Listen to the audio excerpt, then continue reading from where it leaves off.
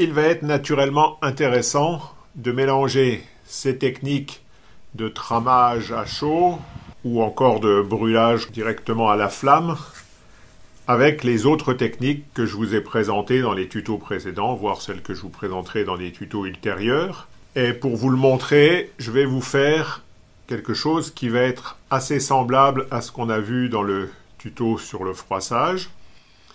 Donc j'ai réalisé 3 tirages de la même matrice qu'on avait utilisée. Donc pourquoi 3 tirages de nouveau? Parce que j'en fais 3, ça me permettra soit de faire 3 versions différentes, soit si j'ai des problèmes d'en avoir peut-être au moins une ou deux qui fonctionneront correctement. Et j'ai profité du premier de ces tirages pour dupliquer le motif de ma statue sur une matrice vierge de même dimension. Ensuite, j'aurais pu réaliser un tramage à chaud de tout ou partie de cette matrice vierge. J'ai préféré en profiter pour vous montrer encore une autre technique qui m'est venue à l'esprit, qui va être proche de ce qu'on a vu au début. Donc on a vu qu'on pouvait brûler le Tetra Pak, le faire cloquer, plisser sur le feu de la cuisinière directement à la flamme. Je vais utiliser une solution proche mais un peu plus pratique. Je vais utiliser un petit chalumeau à gaz, ce qui me permet de voir exactement ce que fait la flamme et de réagir suffisamment vite. Alors comme on va le voir sur ces images, ce n'est pas très facile puisqu'on le voit. Au départ, on a l'impression que rien ne se passe et en une fraction de seconde, ça plisse et ça cloque. Ça va très très vite. Donc j'ai réglé mon chalumeau vraiment au minimum, mais c'est quand même pas facile à gérer. Donc dès que ça cloque, il faut rabattre la cloque. Donc soit en utilisant les doigts, on obtient des plissés, soit en utilisant des outils. Donc sur ces images, vous voyez, j'utilise une baguette en métal, ce qui va me permettre de faire des traits assez profonds, assez marqués dans le plastique chaud. J'utilise aussi une fourchette. Donc l'intérêt, c'est que ça m'évite de me brûler les doigts, mais en plus, ça fait des effets différents. Alors vous ne le voyez pas sur ces images, mais j'ai essayé aussi avec une petite planchette en bois, ce qui fait un effet de peigne qui n'est pas inintéressant, qui s'imprègne bien dans le plastique chaud. Et puis vous pouvez imaginer tous les outils que vous voulez, mais toujours la même contrainte, il faut aller très vite. Et surtout ne pas chauffer trop fort. Je vous montre un exemple où j'ai vraiment chauffé un peu trop fort. Donc là, les couches de plastique ont carrément brûlé. Donc il y a une flamme qui s'est formée. Le plastique a brûlé. Il ne me reste donc plus que la couche d'aluminium au-dessus. Et cette fois-ci, pas moyen de replaquer la cloque. Donc on voit que le plastique s'est détaché. En dessous, on a le carton qui est même pas brûlé, qui est très propre, totalement lisse. Donc ça demande quand même pas mal d'attention, de précaution. D'où l'intérêt aussi de le faire sur des matrices vierges, des matrices dupliquées. Parce que si vous avez passé un certain temps à graver votre matrice et que vous la brûlez, comme l'exemple que je viens de vous montrer, vous ne serez peut-être pas très content.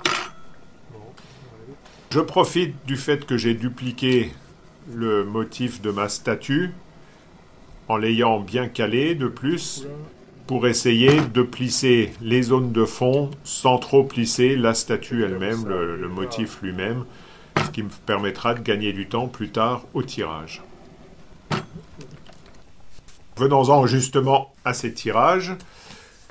J'ai réalisé les 3. Voici le premier des 3. Donc je suis parti d'un des 3 tirages qui avait un fond relativement clair. J'ai ancré en noir au couteau à peindre. Et là j'ai travaillé le noir uniquement au couteau à peindre. Je n'ai pas du tout travaillé à l'essuie-tout.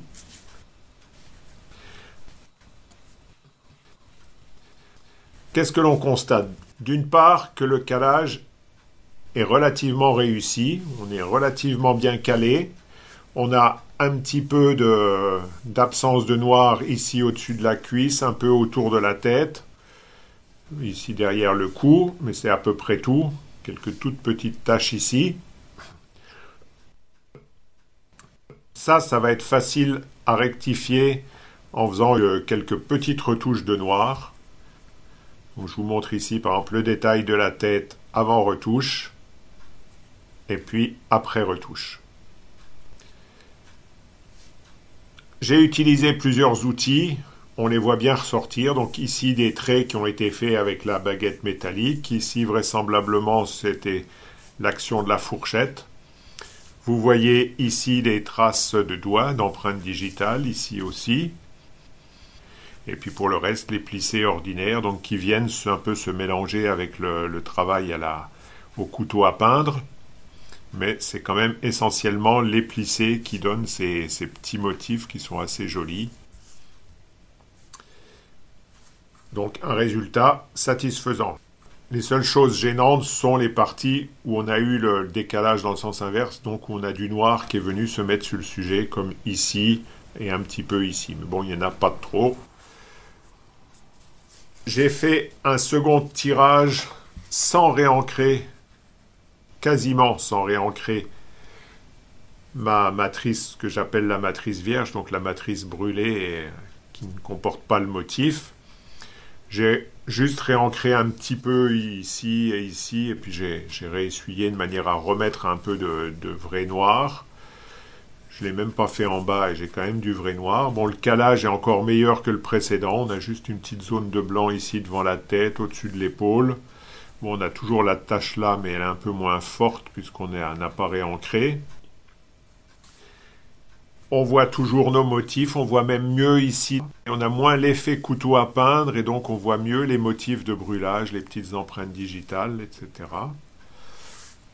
J'ai fait un troisième tirage où cette fois-ci j'ai voulu travailler non plus au couteau à peindre mais avec l'essuie-tout.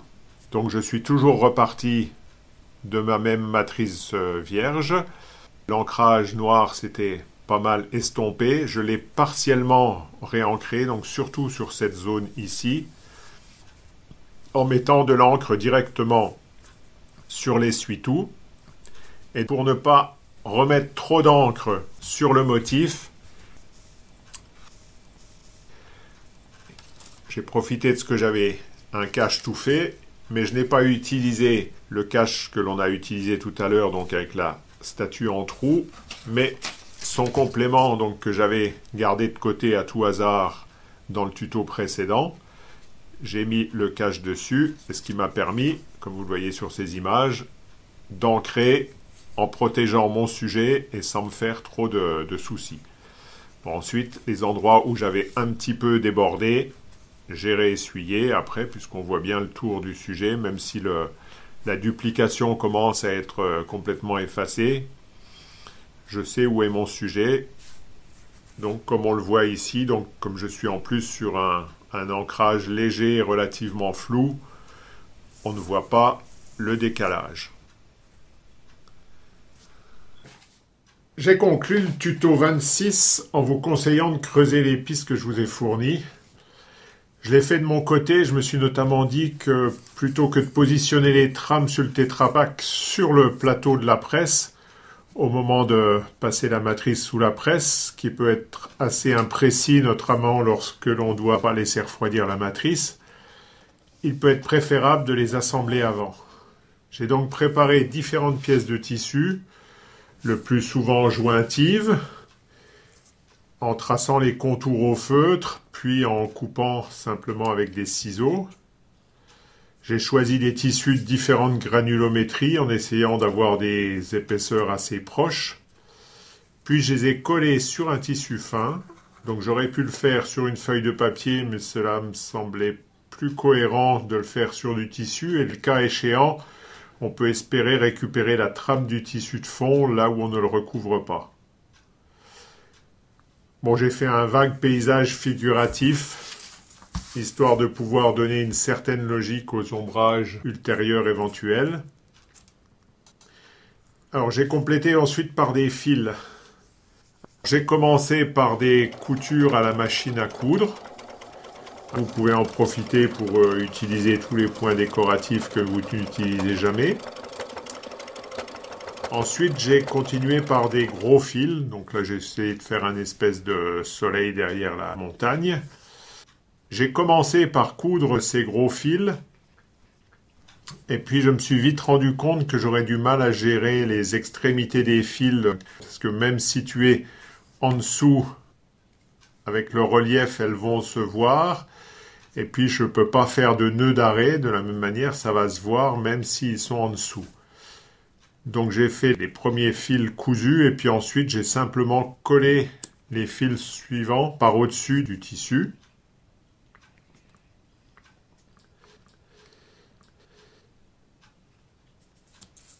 Voici le résultat. Je l'ai passé sous la presse. J'ai tramé un premier Tetra Pak chauffé à 115 degrés.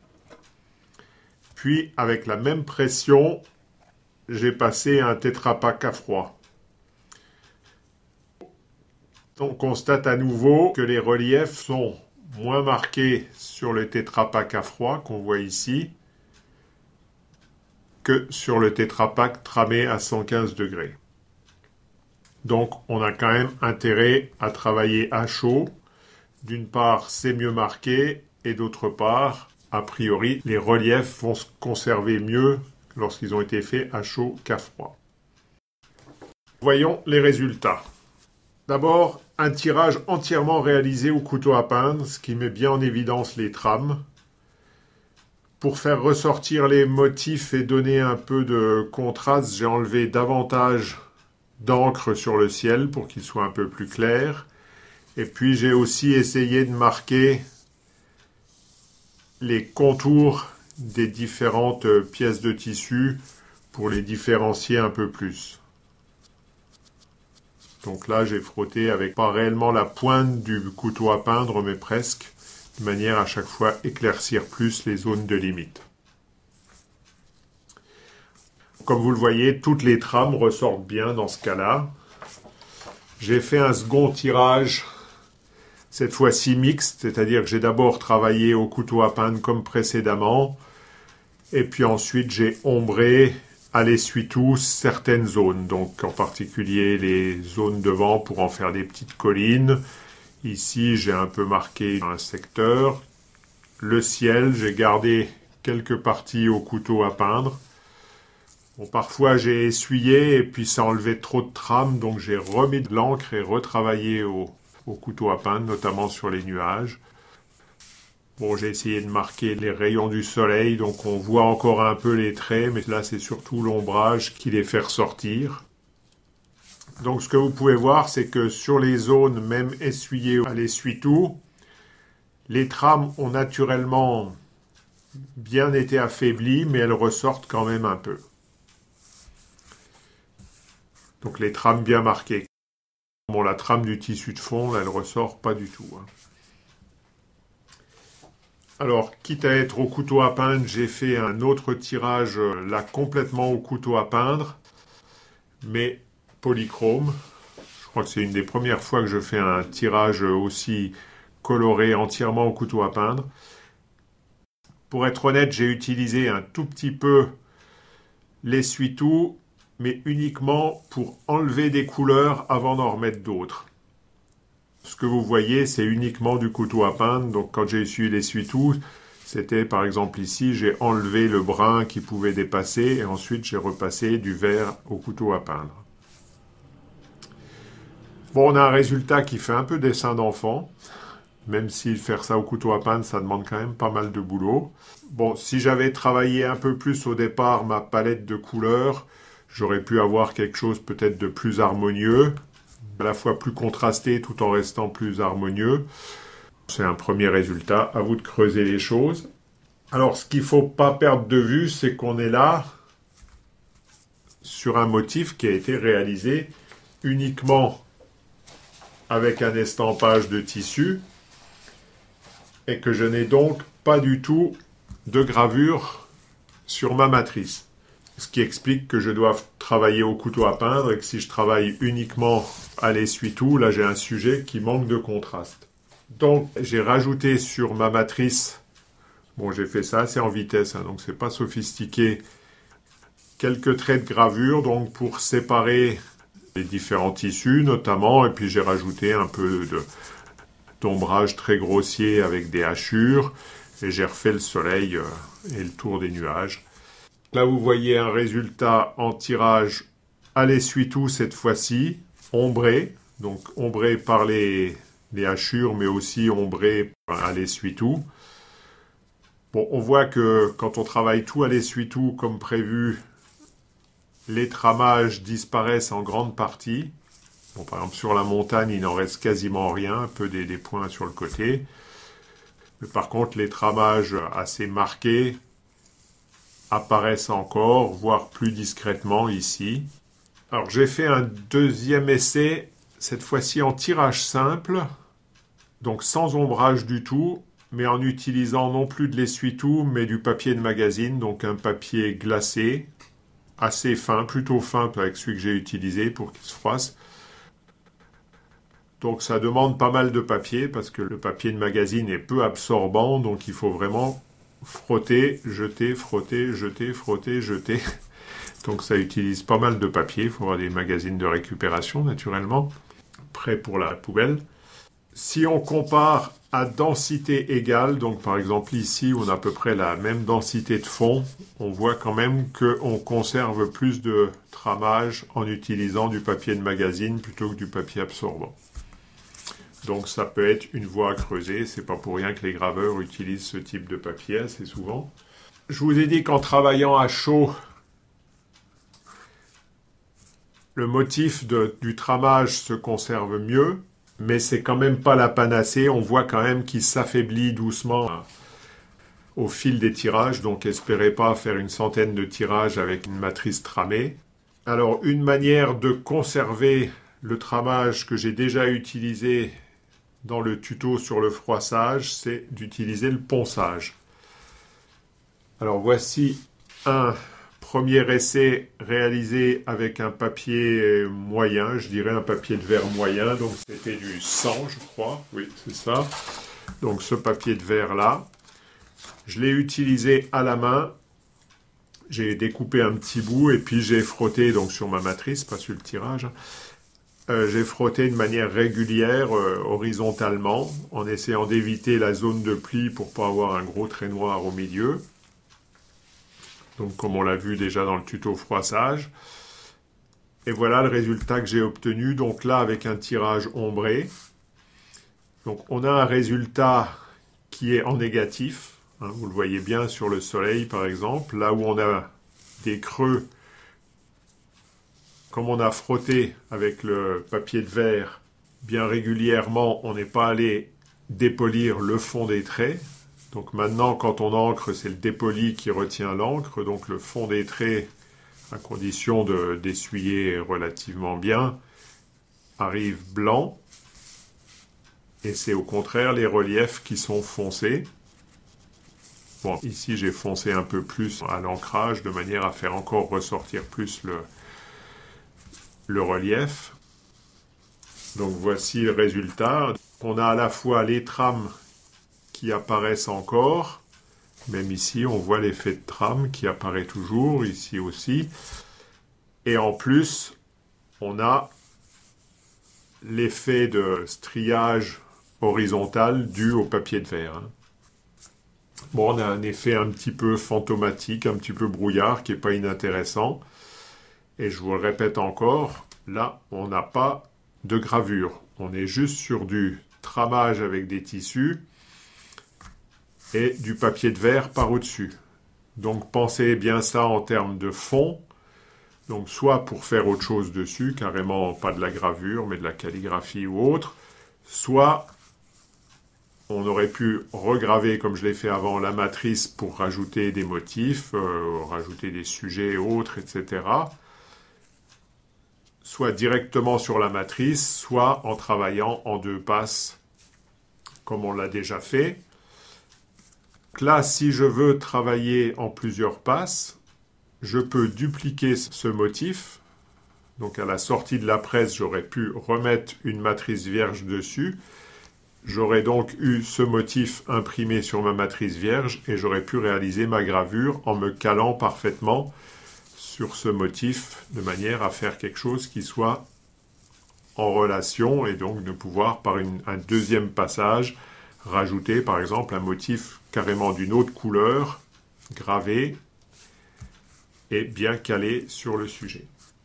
Comme j'ai toujours mon assemblage de tissus sous la main, et c'est un avantage d'avoir fixé tout ça à la colle ou au cousu, j'ai pu me faire une troisième matrice estampée à froid cette fois-ci. Je l'ai poncé avec un papier de verre plus fin cette fois-ci et un papier de verre monté sur une cale à poncer, donc ce qui me permet d'être encore plus régulier. De la même manière, pour ne pas trop dépolir le pli central, j'ai poncé parallèlement à celui-ci et de part et d'autre, en essayant d'insister un peu pour aller le plus près possible de ce trait central sans le dépolir. Voici le résultat. On a toujours le même effet négatif qui est encore plus marqué cette fois-ci, puisque là vous avez vraiment un tirage simple réalisé à l'essuie-tout. Donc les trames ressortent parfaitement. Vous remarquerez ici une tache qui est probablement due au fait que j'étais pas parfaitement plat. Mon Tetra Pak n'était pas parfaitement plat lorsque j'ai poncé. Il devait un peu relever sur le côté là. Donc si vous travaillez ainsi au papier de verre, si vous voulez avoir un ponçage parfait, il faut que votre support sous votre matrice soit parfaitement plat et puis que votre matrice aussi soit le plus plat possible. Donc toujours un résultat intéressant à toujours penser dans l'optique d'y faire autre chose par au-dessus, que ça peut être un fond, puisque là on a quelque chose qui a un résultat intéressant, mais un tirage qui est quand même globalement, qui manque un petit peu de contraste encore. Un mot sur les fils et les coutures.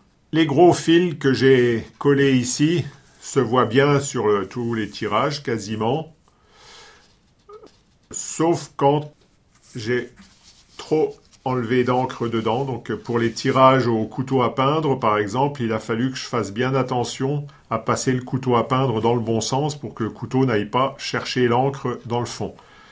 Puisque je rappelle, on a produit avec ces fils juste un relief dans le Tetra Pak. Donc d'ailleurs, comme avec toutes ces trames, on a fait uniquement un relief dans le Tetra Pak. On n'a pas du tout dépoli, voire blessé le Tetra Pak, encore moins attaqué les couches de plastique ou de carton.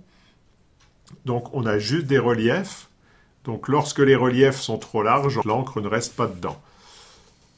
On le voit bien ici, où en ponçant, on a bien évité le creux, mais par contre, on n'a pas eu de mal ensuite à enlever l'encre dans le fond avec l'essuie-tout. On voit juste ici, il en reste un tout petit peu qui témoigne de ce fait qu'il y avait de l'encre dans le fond. Donc ces gros fils, en faisant attention au tirage, on les voit bien. Par contre, les petites coutures que j'avais faites ici ou ici en zigzag ne se voient quasiment sur aucun des tirages qu'on vient de passer en revue. Alors, est-ce que ça sert à quelque chose donc de faire des coutures à la machine lorsqu'on veut faire du tramage? Ben oui quand même, mais ça va dépendre sur quoi on les fait. Donc voici un autre exemple que je ne voulais pas vous montrer parce qu'il est moins réussi. Donc j'en avais fait deux tirages. Un tirage simple donc qui manquait vraiment de contraste et puis un tirage ombré qui manquait un peu de cohérence ou de sens. Mais j'ai fait différentes coutures donc avec des points décoratifs ou des points simples. J'ai aussi rajouté ici un fil simplement roulé en boule et puis accroché sur le montage.